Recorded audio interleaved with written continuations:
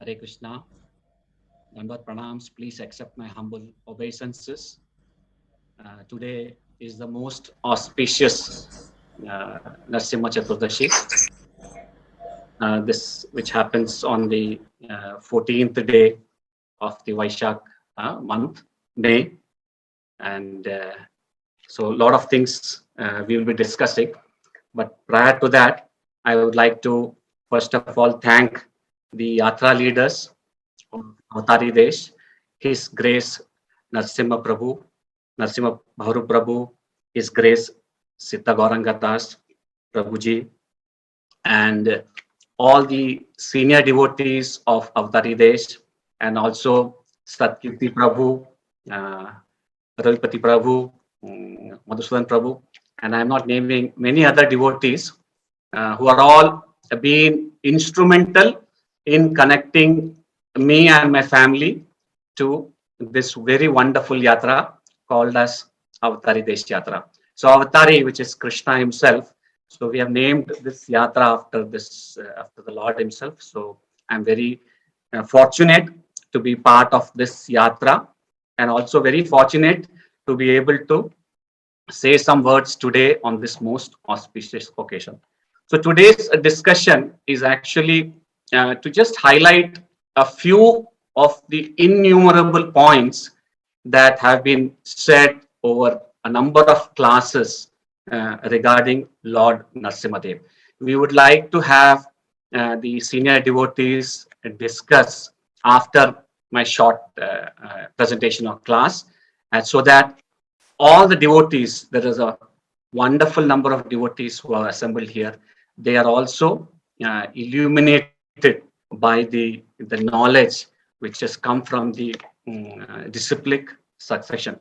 So before I start, uh, this this thanks is also to my Shiksha Guru, His Grace Prasadeshwara Krishnadas Prabhuji, who has inculcated us and followed us to a lot, taken a lot of efforts to connect us to this yatra, and also to help us progress in Krishna consciousness. So it is said that the seva of a person is actually what distinguishes himself rather than all the knowledge and all the visual appearances. So we are lacking, or I'm lacking in this a lot. But by having this realization today, discussing this today, I hope to progress and also get the blessings of all the wonderful Vaishnavas who are assembled here. So we'll do the Mangalacharan first, then we'll have a Kirtan, then we will have a small PowerPoint presentation with some points discussion, and then we'll come to a conclusion. So this is the agenda for the class today. So we'll start with Mangalacharan.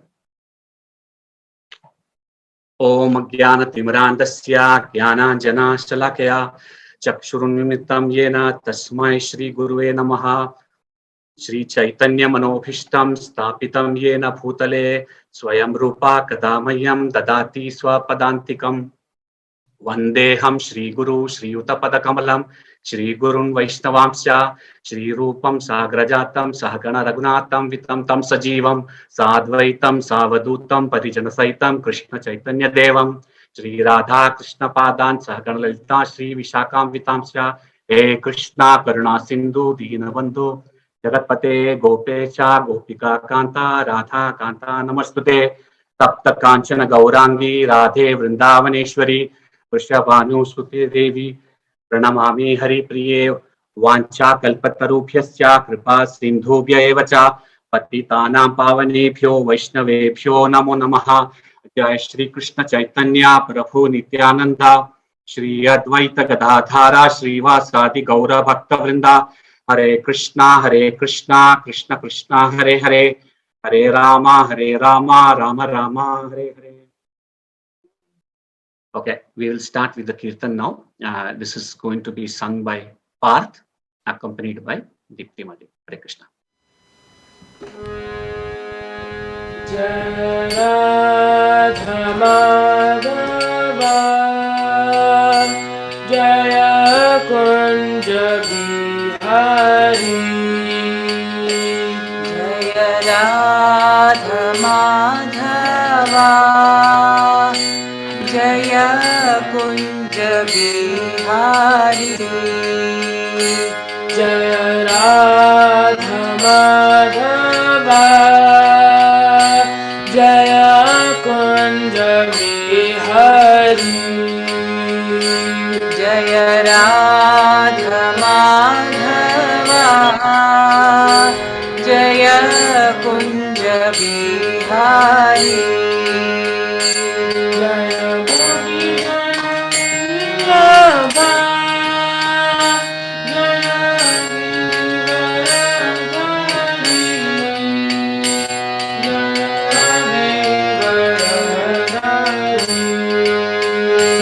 Jaya Gopi Janavallabha Jaya Girivaradhari Jaya Girivaradhari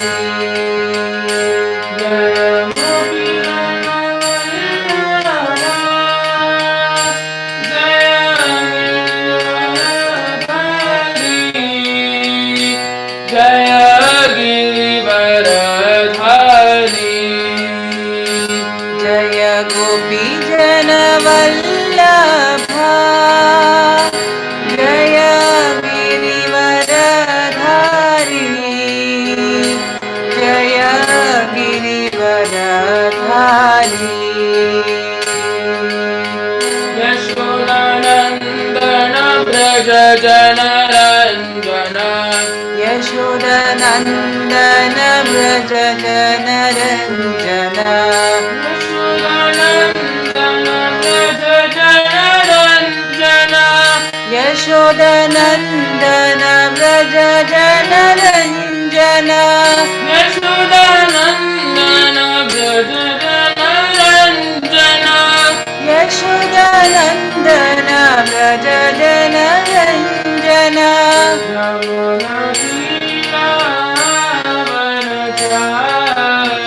Yamuna Tira Vanachari Yamuna Tira Vanachari Yamuna Tira Vanachari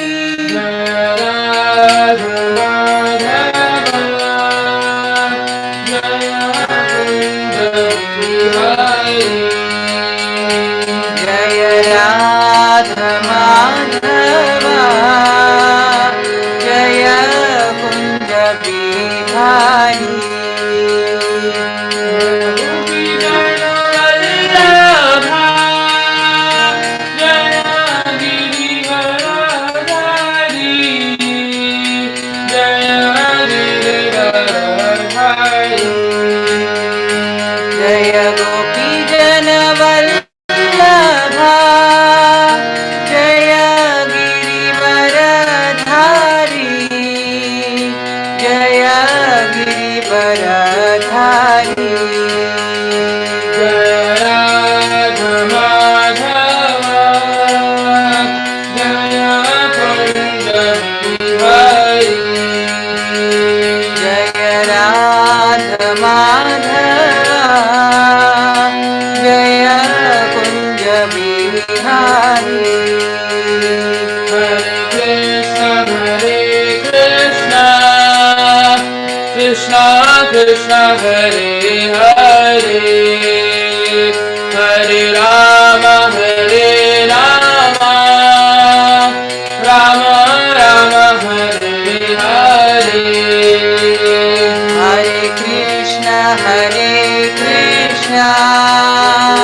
Krishna Krishna Hare Hare Hare Rama Rama Rama Hare Hare Hare Krishna Krishna Krishna Krishna Hare Hare Hare Rama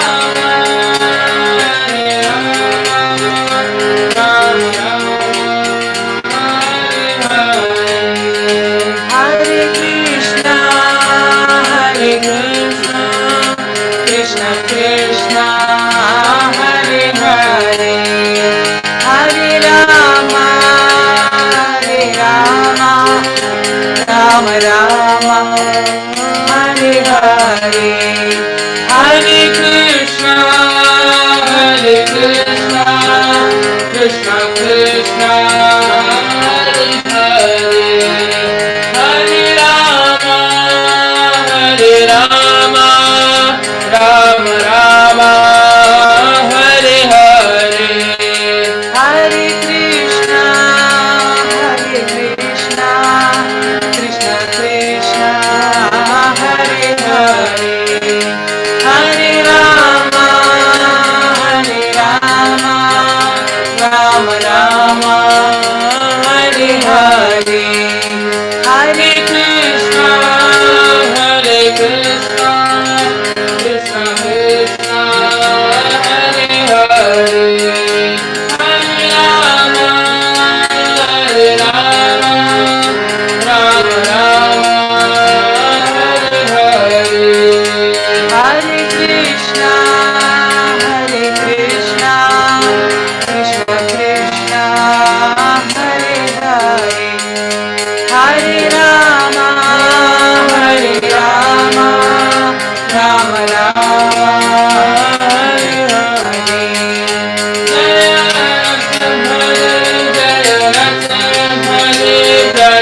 Narasimhadev Jaya Narasimhadev Jaya Narasimhadev Jaya Narasimhadev Jaya Narasimhadev Jaya Narasimhadev Jaya Prahlad Maharaj Jaya Prahlad Maharaj Jaya Prahlad Maharaj Jaya Prahlad Maharaj Jaya Prahlad Maharaj Jaya Prahlad Maharaj Jaya Prahlad Maharaj Jaya Jaya Prabhupada Prabhupada Jaya Jaya Prabhupada Jaya Jaya Prabhupada Jaya Jaya Prabhupada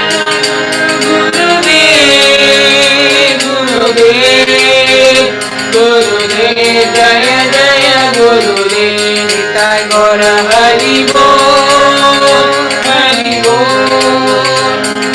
Bol Nitai Gaura Hari Bol Nitai Gaura Hari Bol Hari Bol Nitai Gaura Hari Bol भगवान की जय प्रहलाद महाराज की जय श्री प्रभुपाद की जय गुरुदेव की जय संगम प्रेमानंद हरि बोल हरे Krishna Hare Krishna, thank you.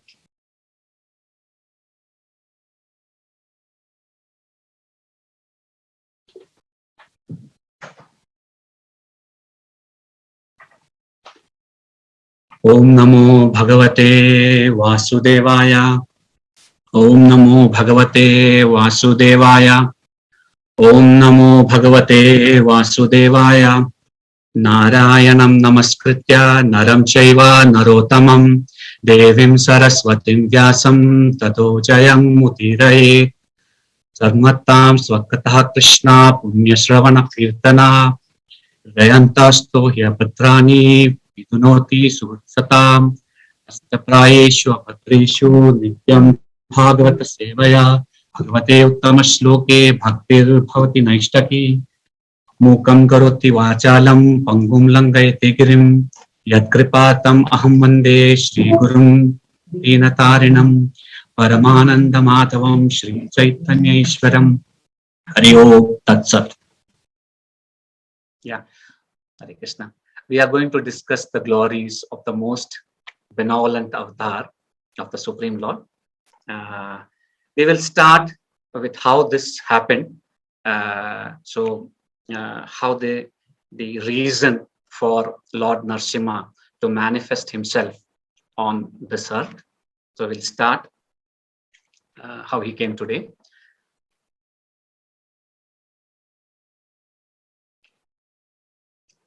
So the four Kumaras. So story goes that the four Kumaras, the sages, Sanaka, Sanandana, Sanatana, and Satkumara, who are the sons of Lord Brahma, once visited Lord Vishnu in Vaikunta, and they had passed. So you can see they are all elevated Brahmanas and they are self-realized souls.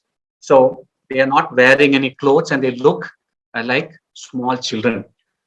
And when they passed the 6 gates, and when they reached the 7th gate, the powerful doorkeepers of Vaikunta, Jai and Vijaya, they stopped.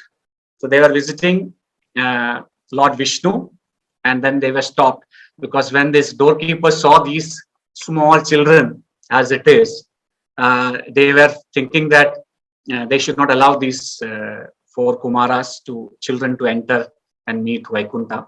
And so they were making fun of these children, fun of these four Kumaras, and then they put their staff, their maces, and they stopped them from entering the abode of Lord Vishnu.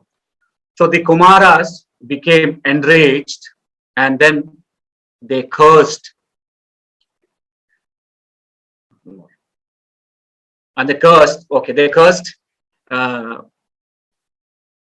Jai Vijay to take birth as humans on earth actually. So hearing this, Lord Vishnu knew what was happening, and then they came, and because of his Leela, which he was going to do, and the activities that he was going to do, he told that once the curse has been given by the Kumaras, it cannot be taken back. So definitely you need to go to the earth and suffer for the indiscretions that you have done towards these elevated souls. But there is an option for you that you will have to spend 7 lifetimes in the earth as my devotees who you are, or there is another option that you can spend 3 lifetimes, but you will be my not a devotee, you will be my enemy. So being my enemy, if you live on earth with 3 lifetimes, you can come back to me. So as true devotees, Jai and Vijaya, they were very repentant for the activity that they had done. They realized their mistake. They paid obeisances to the Lord for Kumaras, and then they told the Lord that we would like to come back at the earliest, back to Vaikunta, back to be with your association, Lord. So we would like to take the curse of having 3 lifetimes as your enemy. So this is how Jai and Vijaya became, they took 3 roles. So first is Hiranyaksh and Hiranyakashipu, then they took Ravan and Kumbhakaran, and then they took the 3rd role as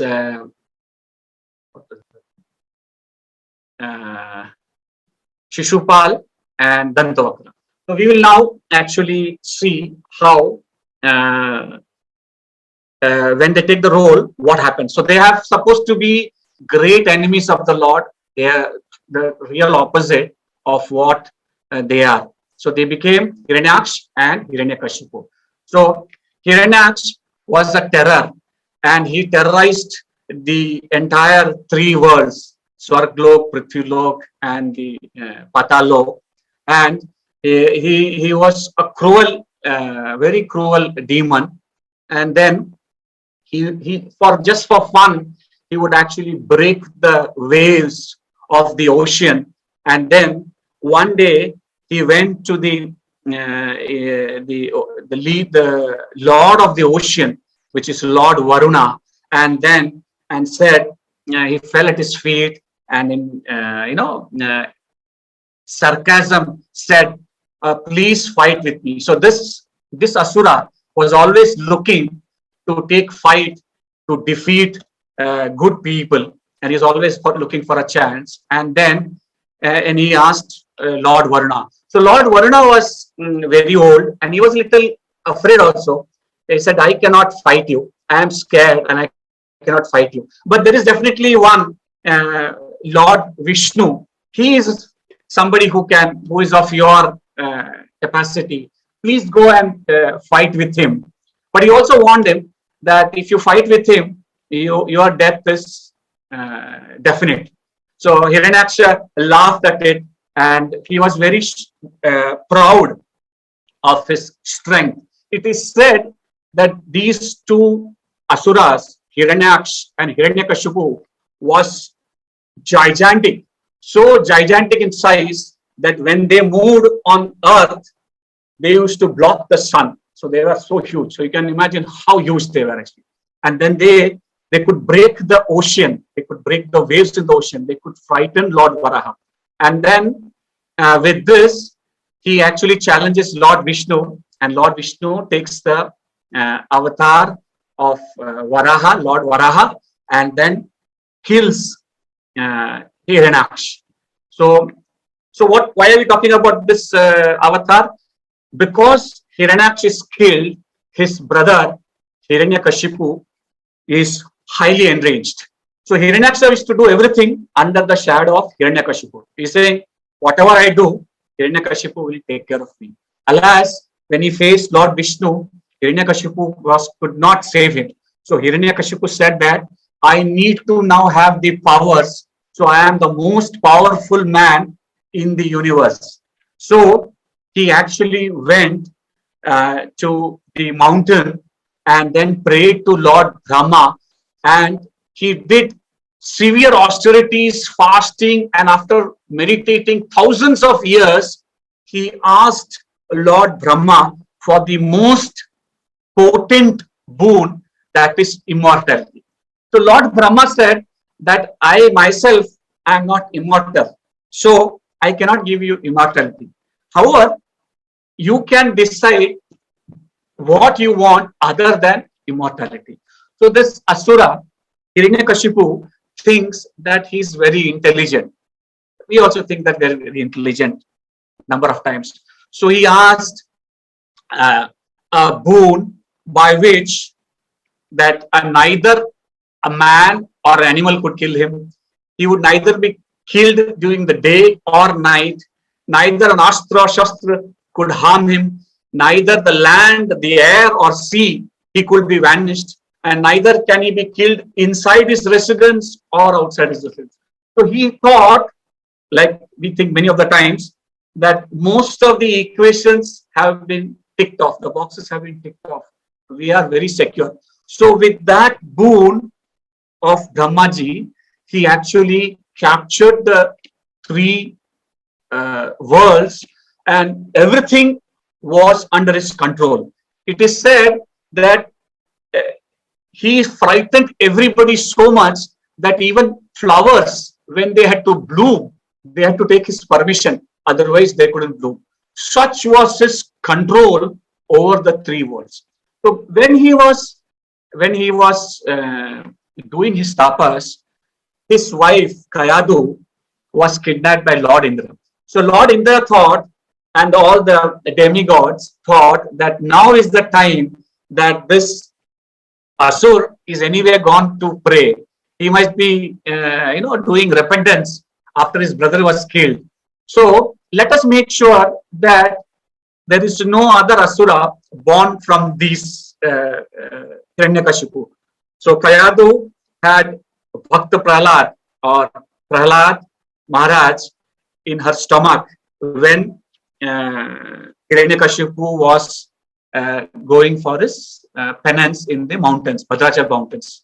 So here, when Devendra wanted to capture Kayadu, kidnap her, drag her away from the palace of Hiranyakashipu, and keep her in prison, so that when the child is born, they could kill her. At that time, Narad Muni appeared, and then Narad Muni requested Devendra to release Kayadu, because that, so he says, Devendra says, no, we cannot release her because there is a child, there is an Asura seed growing within her, and that when that seed actually comes in the form of a human child, we will be killing him. So Narad Muni says that try as you might, you cannot kill the child who is taking birth from Kayadu, because he is a great devotee of the soul of the Lord. And this soul, not only you, nobody can harm or kill this soul. So when this Devrishi, Narad Muni told this to Devendra, he thought, okay, there is no harm. This is a child. And they did, what they did is, when they knew there was a devotee in the womb of Kayadu, they actually circumambulated Kayadu, and then they went back to Devlok actually. And then Narad Muni took Kayadu to his hermitage and then spoke about the transcendental knowledge. So Prahlad in the womb of Kayadu heard the transcendental knowledge, the knowledge of the Lord. So here we need to just note that Narad Muni was a pure soul, and he was a devotee of the Lord, and he was a pure soul, and he instructed, or he was benevolent towards Kayadu and Prahlad. However, we know from Srimad Bhagavatam that Kayadu has only remained as a paragraph or some small story within the history of our Bharatvarsh.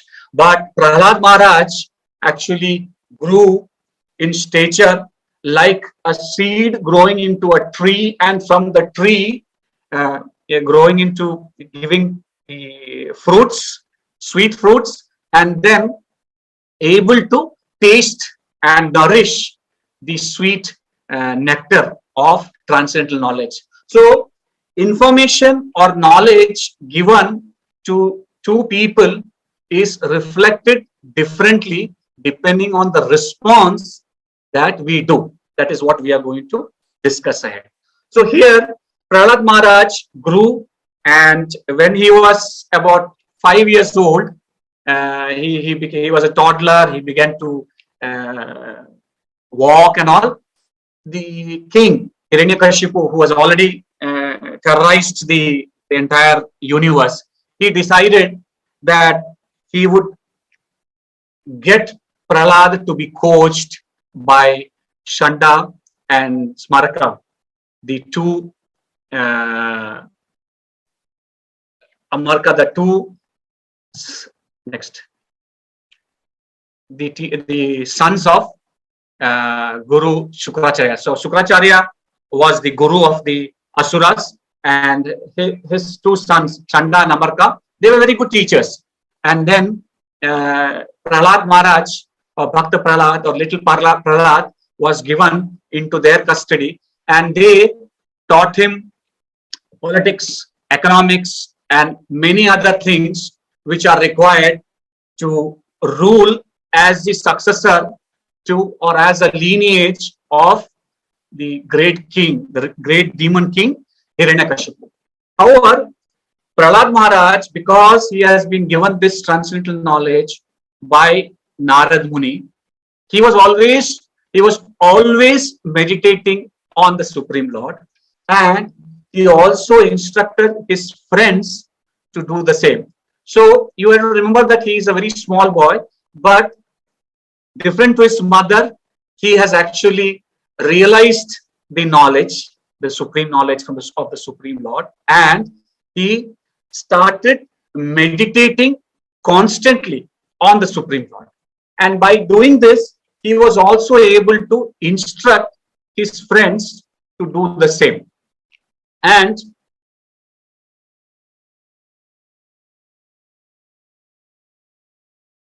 so here, once the mother Kayadu prepares Prahlad and takes him to Hiranyakashipu. So Hiranyakashipu actually is said that when Hiranyakashipu actually sees him, he feels love towards. It's like a father's love towards Prahlad, and he says when he was bathed, he was dressed nicely, and he was actually taken to Hiranyakashipu. It is said that Padayom patitam balam pratinandya ashisha asura parivajya chiram durbhagyam paramam apa nirvritam. So when Hiranyakashipu saw his child coming at his feet and offering obeisances as an affectionate father, he immediately began showering blessings. Ashisha. He was encouraging him. That is Pratinandya. Ashisha. He was began showering blessings. And Asura is actually Hiranyakashipu. And then Parishvajya. He actually embraced Chiram for an extremely long time. With affection, he embraced him. With his two strong arms, Dorphagyam, he actually embraced him. And then what did Hiranyakashipu feel?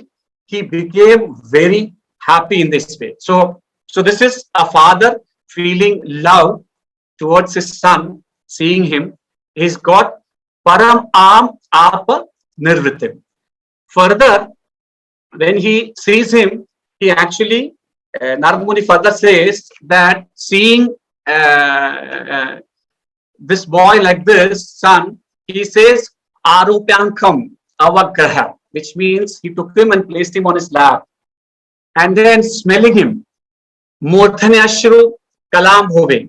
So, Avagraha Murdhani means smelling his head. So, he put him on his lap and smelled his hair. And then, what happened after that? While smelling and feeling love, his eyes started becoming wet. Asinchan Vikasad Vaktram Idam Aha Yudhishthira. This is what Narad Muni is saying. He said, with his smiling face, seeing his smiling face, tears started flowing from Hiranyakashipu, the Asura's face, and Prahlad Maharaj's face was covered with the tears of the Asura Hiranyakashipu. So much love Hiranyakashipu has towards Prahlad Maharaj, and he is embracing him, he is loving him, he is blessing him, he is encouraging him. And then now he is asking him that how was the teaching, what have you learned? So Prahlad Maharaj actually, so he thinks that Prahlad Maharaj, after being so humble, being so affectionate, will praise the ruler of the three worlds. Who's the ruler of the three worlds? It is Hiranyakashipu. So he thinks that he will praise him, and he will pay obeisances, and he will say that there is nobody greater than him. However, Prahlad Maharaj says that what you and I think are having this body is not ours, and it is not permanent, and there is somebody greater than us, and that Lord, Supreme Lord, is who we need to be having devotion and love. So Hiranyakashipu is a little bit puzzled. He says, is this what all these teachers, Chanda and Amarka, have been teaching them? What have they been feeding in his head? They should be feeding all these serious things, not this faltu, unwanted things about devotional service. If you have some devotion, be devoted to me. I am the ruler of the universe. I am the controller of the three universe. So here it is said that we have like Hiranyakashipu two major. So we and I would just like to transfer this thing. I am saying that for me, I or we have two weaknesses of the heart. First weakness is we need to have material things, right, which is insatiable. We never get satisfied by having material goods, material happiness, material things.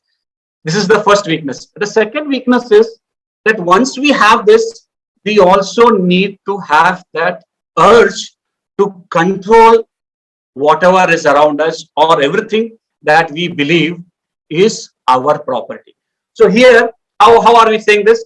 Now here, Hiranyakashipu thinks that Prahlad Maharaj is his son. So he is his property, he is beholden to him, he is his, under his protection, but he feels that he needs to control him.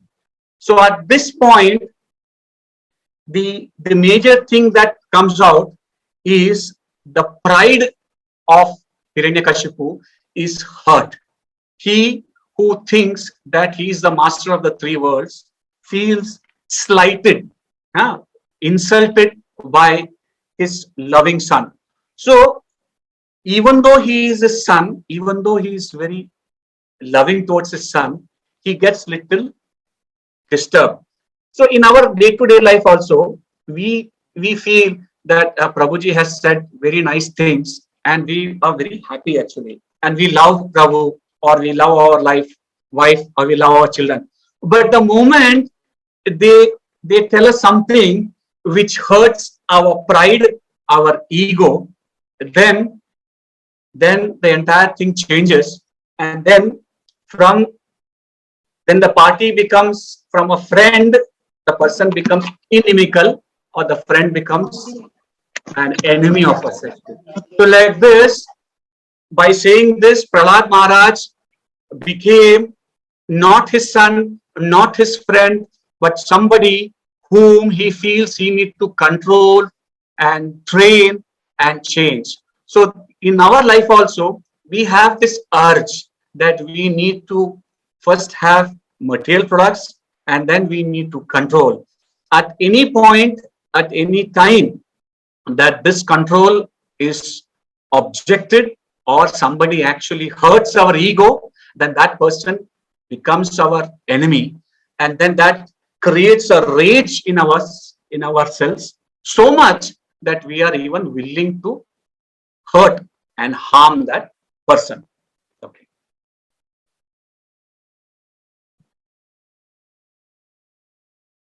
So here, when Prahlad Maharaj actually went back to school, and then Hiranyakashipu told the teachers, make sure that he learns all the things that are required for being a part of this kingdom, and let him not be distracted by all these spiritual activities and things like that. Actually, so they were very scared, and they took him and they said that you need to follow what our king tells. Our king is the most powerful person in the universe, and you are in his lineage, so you are also very lucky here.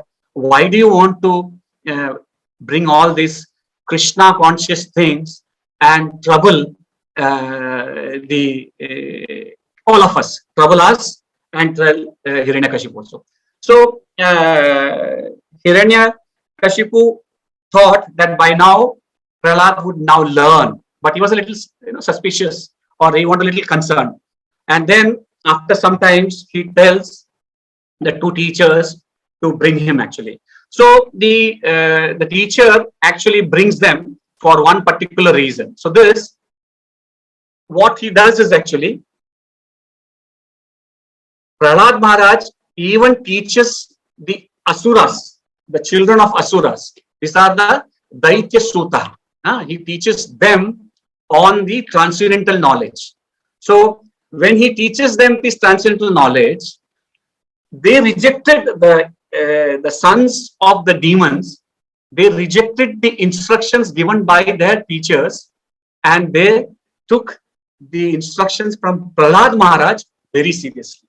So you can think this is a very important thing, that this is a 5-year-old boy living in the colony of Asuras.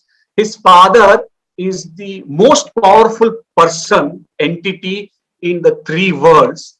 And then he is gone to a school where he has been forced by the teachers to only learn materialistic things, political science, to know that some of them are your friends and the rest are your enemies. Some who don't follow your way are your enemy. Like if you either you follow me or you are my enemy. So here it is said, how did he do that actually? So this is a Srila Prabhupada in his purport says that this is the effect of a preaching of a pure devotee like Prahlad Maharaj. So when we preach, or when I am preaching today, or when I am narrating this information, I am actually giving the information which is passed on by the disciplic succession. However, that information we can say is like a bulb. A bulb, when it is actually connected to a circuit, lights up. So you can consider that me as a bulb which is lit up, not because of my internal knowledge, but by being connected to the disciplic succession. However, as I try to be illumined, I also light up the association. So this is not my ability, but it is the mercy of the Guru Parampara and the Acharyas, and mainly Srila Prabhupada, who has actually given us this wonderful granthas to spread the message of Krishna consciousness. However, we are not able to make people Krishna consciousness. Why is that it is limited, or how is that we can improve spreading the message of Srila Prabhupada by the blessings of our Guru? Srila Prabhupada says, if a devotee is qualified, if a devotee is sincere and a devotee is serious about Krishna consciousness and follow the instructions of the spiritual, bona fide spiritual master, like Prahlad Maharaj did, when preaching his instructions, he had received from Narad Muni, his preaching is effective. So this is a very bold statement by Srila Prabhupada, which actually illumines our status. So this is like actually bringing a mirror to all of us to see why, where we are, what is our status, and how can we take up this mission seriously to spread the mission, the message of Srila Prabhupada. So when Prahlad Maharaj said this message, it is easily accepted. They actually left the teacher's message, and they were also singing the praises of Lord Vishnu by singing the Hare Krishna Mahamantra. Hare Krishna, Krishna Krishna, Hare Hare, Hare Rama, Rama Rama, Hare. So here, when he was brought here, then they gave the report. He asked, how is he? I hope now Prahlad is now following our ways. So Chanda and Amarka said, no, sir. Lord, he is actually now not only not listening to us, he has now also made the whole school chant the Hare Krishna Mahamantra. And now whenever we go, whenever the teachers here, they say Hare Krishna, Krishna Krishna, Hare Hare, Hare Rama, Rama. So the transformation of Hiranyakashipu by the ego being hurt was complete. And now he did not hesitate to actually even harm Prahlad to the point of actually trying to kill him. So Hiranyakashipu tried to kill Prahlad by many ways. He created a hellish scenario. He tried to hit him with deadly weapons. He threw him from the top of a peak, mountain, huge mountain. I think we can see it in Ahobalam, at the peak. From where he is thrown, is actually become a slide. So Prahlad Maharaj actually is like playfully, smilingly chanting the names of the Lord. He comes at the bottom of the peak. So like that, he's put under the feet of the elephants. He is given poison. He is put into fire by his aunt Holika, but the aunt Holika is actually burnt. So whenever he is actually threatened or has come with an obstacle, he constantly chants the name of the Lord, and then all the obstacles change into a blessing. So here we feel, many times we feel that, oh, only I am actually having all the trouble. See that Prabhu, he doesn't have any trouble. He has no problem. God is very partial. I'm doing Krishna consciousness, but Krishna is very partial. Krishna is very partial to him. He's not partial, and he's not helping me. He's only partial to him. So it is said that Lord, we know that Lord is impartial. For him, the whole world, entire living entities, he is a friend. Then how do we understand that some people are getting some benefits, some people are not?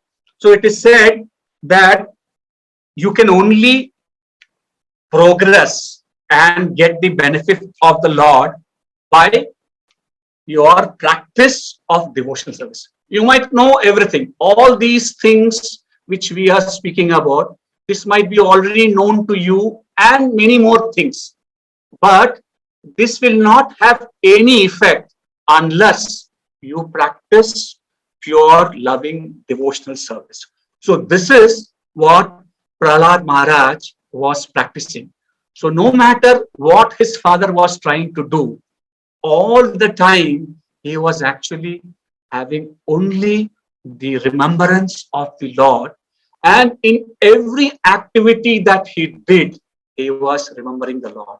So we know that there is a time when the Lord appears. When does the Lord appear? He appears when there is a decline in religious practice and irreligion is predominant. Yada yada hi dharmasya glanir bhavati bharata. Then what happens? Then when this predominance of irreligion happens, abhyuthanam adharmasya tadatmanam sajamyaham. At that time, he actually descends himself on this world. So this is the, and what time does it happen? And this is the time it is. And why does he do that actually? He does that to deliver the pious and annihilate the miscreants. So we know that this is the time that this is happening. Paritranaya sadhunam vinasaya cha dushkatam. So sadhunam is actually the devotees. All the good devotees he would like to deliver. And then vinasaya cha dushkatam. He would like to destroy the miscreants or the demons. And then he would like to re-establish dharma samsthapanarthaya, and through millennium after millennium, sambhavam yuga yuga. So here the timing is right for Lord Narasimhadev to appear on this world. So here he is actually, so when Prahlad Maharaj was sitting, he was loving him, he was embracing him, and he was crying, he was putting tears of joy onto his face and seeing at his smile. Now he actually throws Prahlad to the floor. He throws him. This is how it is. Throws him, and his entire thing changes. He says, now nothing is happening. I am going to kill you. Be scared. Be fearful. Be vulnerable. Be respectful. You have actually been disrespectful to me, the conqueror of the three worlds, and now you'll have to pay. You are saying that you see the Lord every place, yeah, but I am not seeing it anywhere. So he says in the shloka 7.8.12, he says, yes, tvaya manda bhagyapto. He says, you unfortunate one, madanyo jagatishvara, you are saying that somebody else other than me. Kaso yadi sarvatra, if he is there everywhere. Kasmat stambena drishyate, why is he here? Not in this. He says, you say that he is everywhere. Then why is he not, for example, in this pillar before me? So this is the point at which he is actually creating the scene for the Lord to come. So we know that the Lord is available, present everywhere. And now, to make sure that he keeps the word of his devotee, the Lord has to come from the pillar of his palace. So Hiranyakashipu is very, very confident. He says, you are saying that everywhere he is there. You have described so many things, that he is such a supreme person. You are saying that he is supreme, which means he's, Madanyo Jagadishwara. Other than me, you are having somebody else. So here the message for us is that in our small life, in our small world that we have, whether it is at our work, whether it is in our classroom, whether it is in our home, we are also having this feeling that this is our material things and we control it. We cannot think of something other than this can happen, or there is somebody else most powerful, most munificent, and to whom we need to be prayerful, we need to have our obeisances, and we need to serve.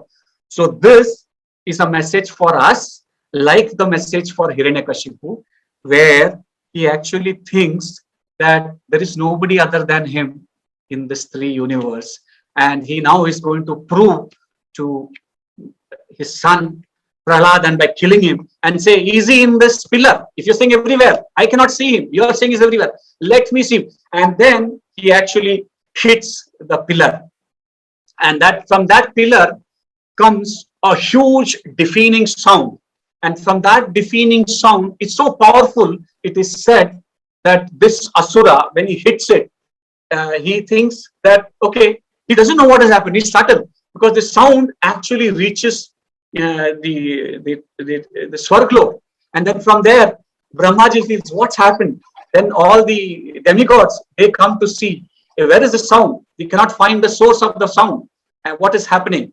And then when he shows his true form, then Hiranyakashipu is a little bit stunned. Hey, who is this? Is he the supreme controller? And then he thinks about his ticked boxes. Hey, he cannot kill me. He's a man. But he says he's not a man. He's got the head of a lion. And then he says he has so many weapons, but he doesn't see that the Narasimhadev is actually come with his nails to kill him. And then he's a very brave, or he's scared, whatever it is there. He takes up his sword and then goes and attacks Narasimhadev.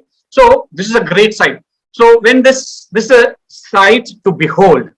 So demon Hiranyakashipu, the king of the three worlds, is actually going to meet his death. But he actually goes and tries to fight and kill Narasimhadev.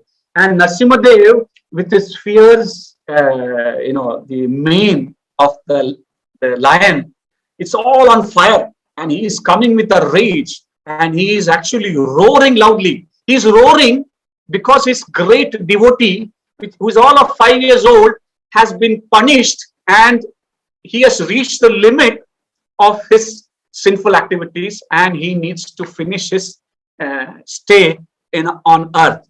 And he's shaking his head, and fire is going all over. So it is said that from the Swarglobe, our Devendra, Indra actually comes to watch this great spectacle. And from this fire, from this one fire stream, like a blade of grass, goes and hits Airavat from Narasimhadev. And then the huge elephant actually goes for a toss, and Indra is thrown away actually.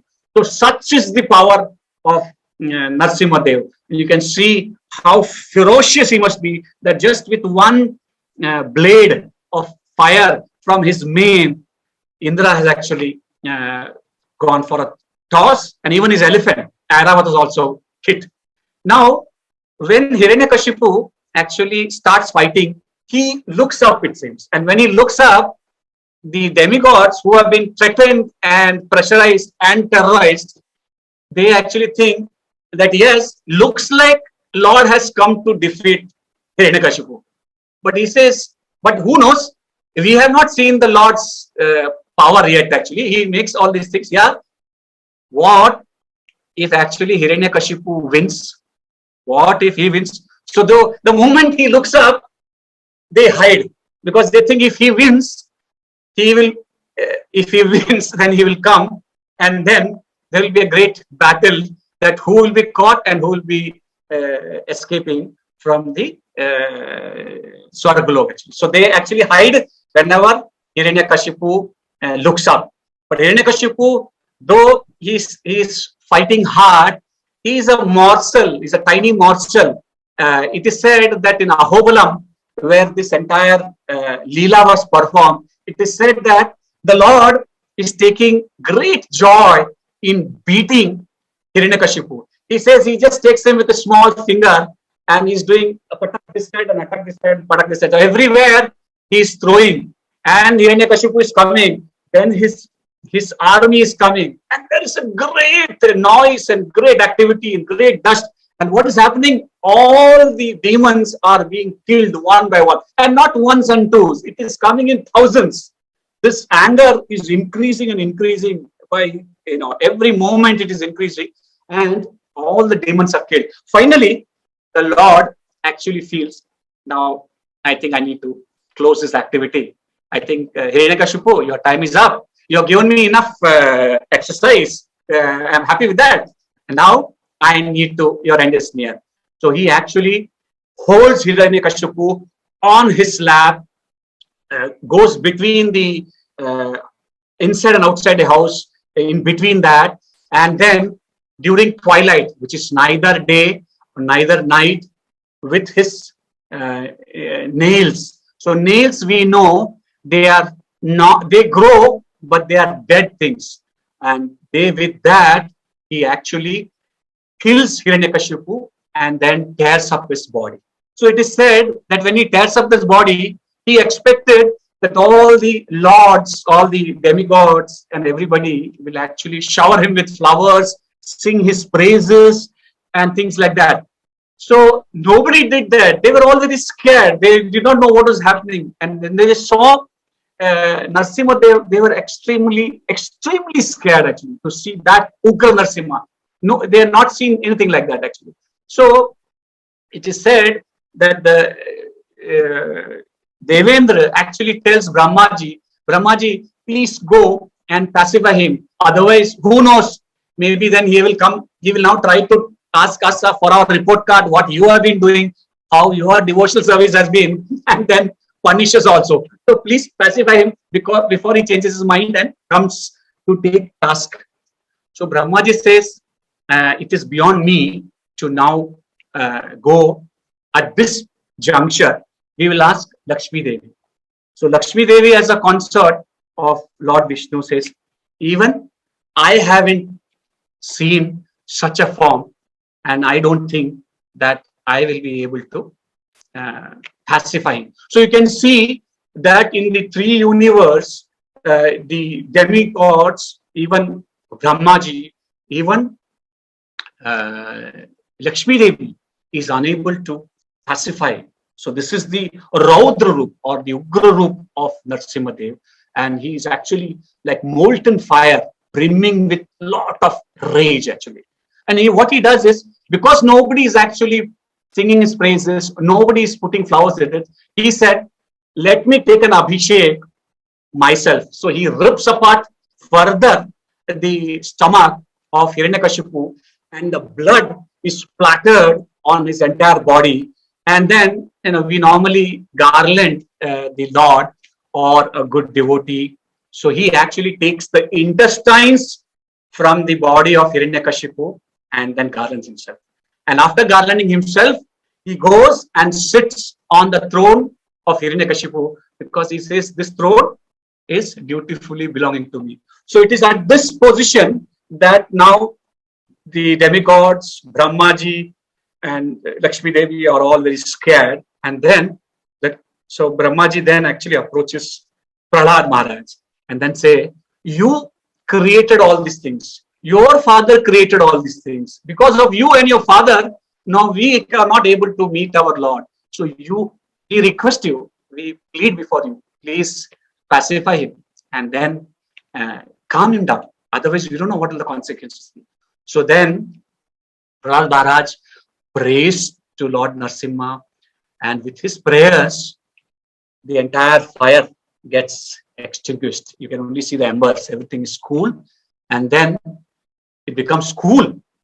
And even Lord Narasimhadev looks, like a very happy. His rage is gone, and he lifts Prahlad Maharaj and asks him that you are a true devotee. What boon do you need? So Prahlad Maharaj says, I am actually remembering you, I am singing your praises, and I am not needing your boon, but if you have to give a boon, then though my father has done sinful activities, I would like you to liberate him.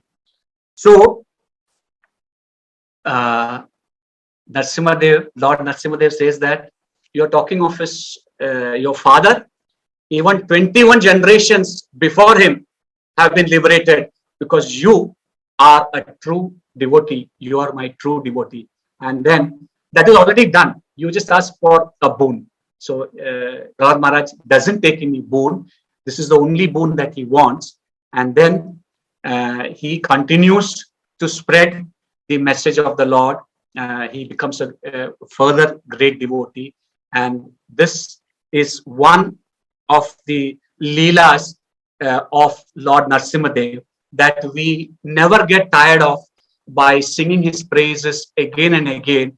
And it actually purifies us. And you would have seen that among the 10 avatars, you would only see Lord Narasimhadev in the altars of devotees, not mostly the other one. If you look at our ISKCON altar, it is Lord Narasimhadev. So Lord Narasimhadev actually removes all obstacles in our life. So when will he remove the obstacles? So the obstacles will be removed from our life.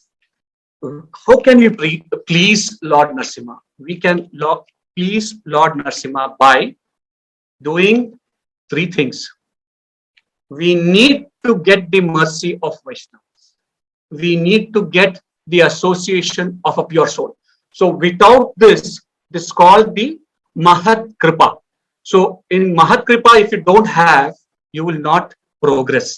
So in Chaitanya Charitamrita, Madhya Leela, in 22.51, it is said, Mahat Kripa Vina Kona Karme Bhakti Naya Krishna Bhakte Dur Rahu Samsara Nahe Kshaya. So what it says is, unless one is favored by a pure devotee, he cannot attain the platform of devotional service. To say nothing of Krishna Bhakti, one cannot be even relieved from the bondage of material existence. So this is a very key point which says that we need to get the mercy of a pure soul. Then the second most important thing is Vaishnava Ninda. So this is very important actually. So what was he doing? Hiranyakashipu was always criticizing the Vaishnavas. He was terrorizing the demigods who were praying to the Lord, and he was criticizing Prahlad Maharaj, one of the foremost devotee of the Lord. So Vaishnava Ninda should not be done, and that is an aparadh actually. So be careful in our lives that do not criticize Vaishnavas, and this will definitely help us progress in our spiritual life. And then thirdly, the most important thing is actually try to reduce our ego. Do not become a Hiranyakashipu. So if we do these three things from today or continuously or constantly and take this message, we will definitely get the grace, the mercy of Lord Narasimha. And once we get it, once we get his shelter, there is no obstacle, nothing in this world which will stop us from preaching this message of Krishna consciousness and purifying our life. So with these words, I'm stopping this class today, and we will open it for questions or suggestions or discussions by the senior Vaishnavas, senior devotees. Narasimha Bhagavan ki jai, Srila Prabhupada ki jai, Nitai Gaur Premanand, Hari Hari Bol.